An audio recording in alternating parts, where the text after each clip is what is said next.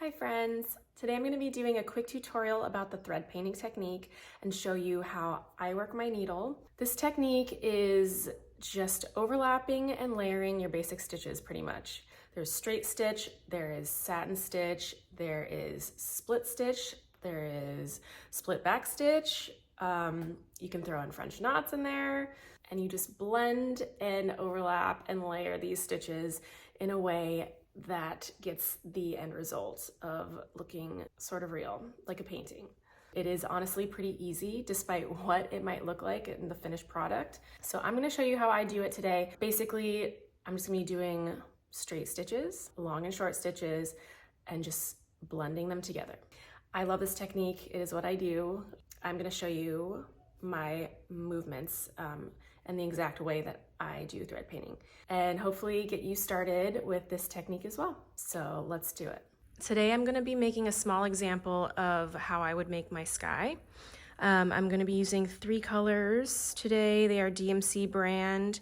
We have 3841, we have 3325, and we have 3755. I am using a size 26 DMC tapestry needle, and I'm going to be using 2 strands today.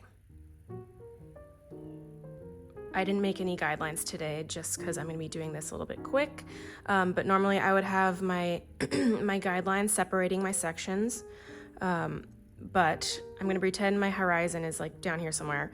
I start with my lighter colors by the horizon and I work my way up to the darker colors. I start with straight stitch. So this is the stitch I use.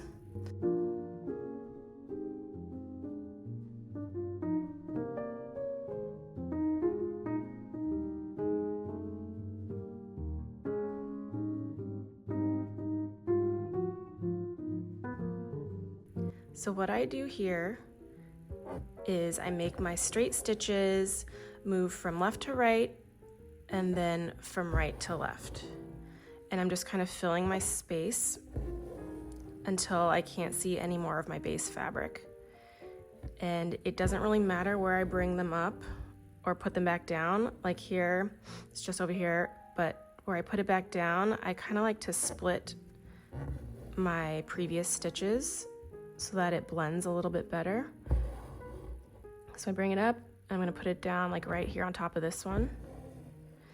And for skies, I like to keep my stitches horizontal. If I'm working on clouds, that is when I will kind of switch up the directions of my stitches. But for the skies, I like to keep it uniform with my horizontal stitches. So as you can see, I'm kind of filling up the space here.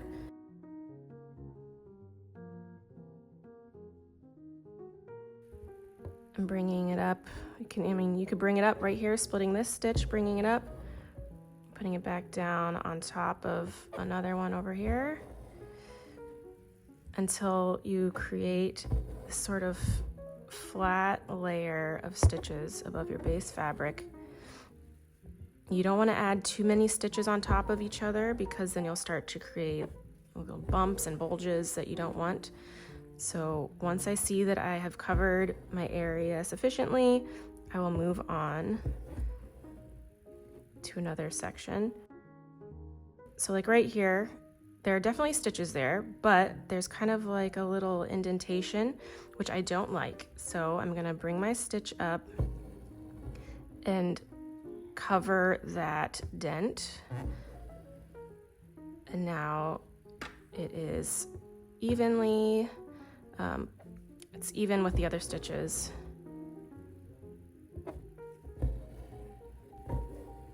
I'm going to move on to my next section pretty soon here. Once I feel like my bottom section of the sky is done, I like to add a couple straight stitches above because this is where I'm going to be adding my next darker color, and I want to sort of blend these colors together and create sort of a smooth gradient.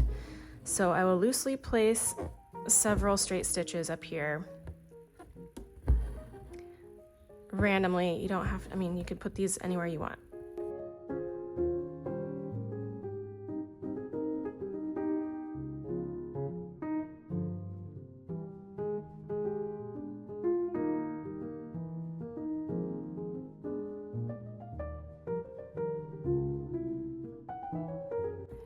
Okay, so it's pretty dense right here. It starts to loosen up here. I'm gonna stop this color and I'm going to move on to my darker color, or my next darker color. This will be 3325. So with this next color, I'm just gonna be doing the same exact thing. Bring my needle up through my fabric and start layering these straight stitches.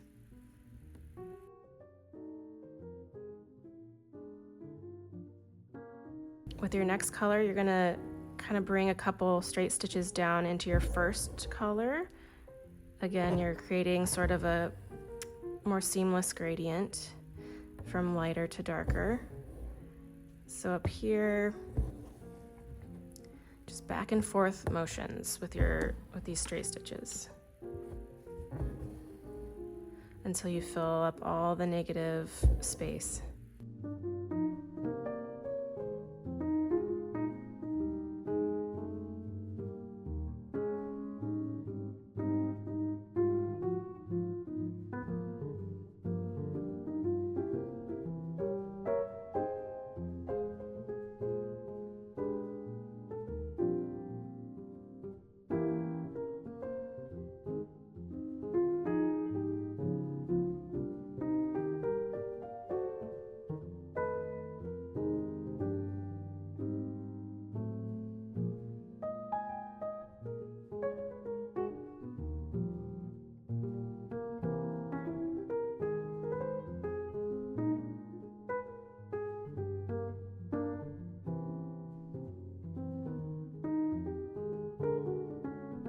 I see down here it's looking a little bit sparse. I need to add some more, so I'm gonna just do that over here.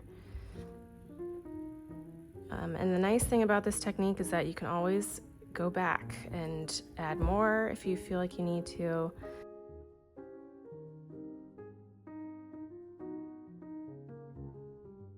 Now that I'm getting close to finishing the second section, I'm gonna move up here and add some straight stitches, and these will blend with the following section of my darkest shade of blue.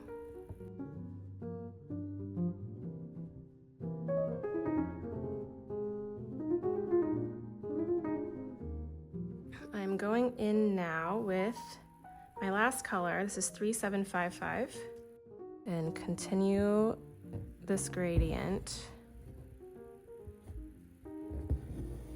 keeping my stitches horizontal. Don't want these to start tilting.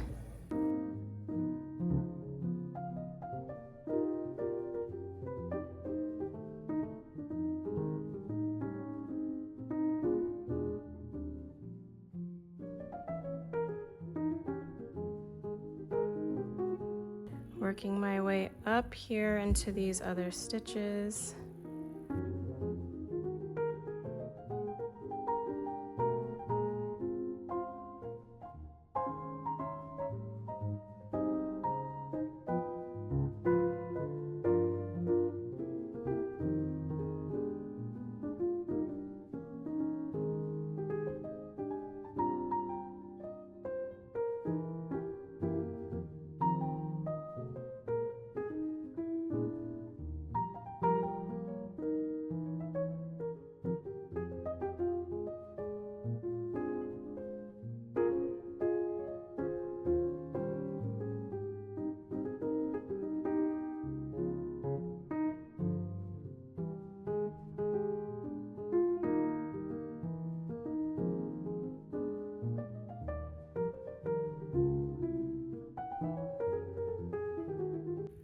And just thinking about my stitching motions of right to left, left to right.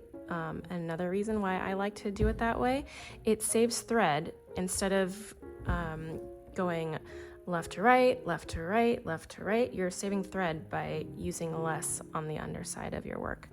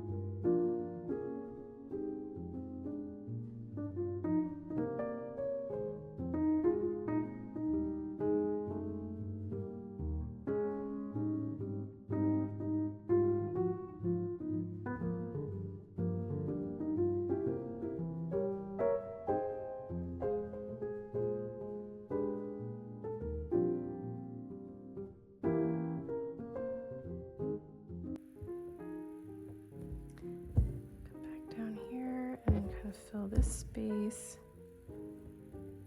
Maybe bring one down here.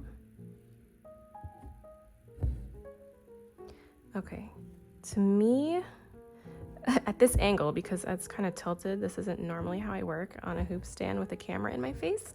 So this looks good from my angle. So I'm gonna take this down and kind of look at it here. Okay, yeah, this is pretty good. Like this is what I would do for my sky. So as you can see, it's kind of, it starts from light, blends up here to my darkest blue color. And that is how I do my skies.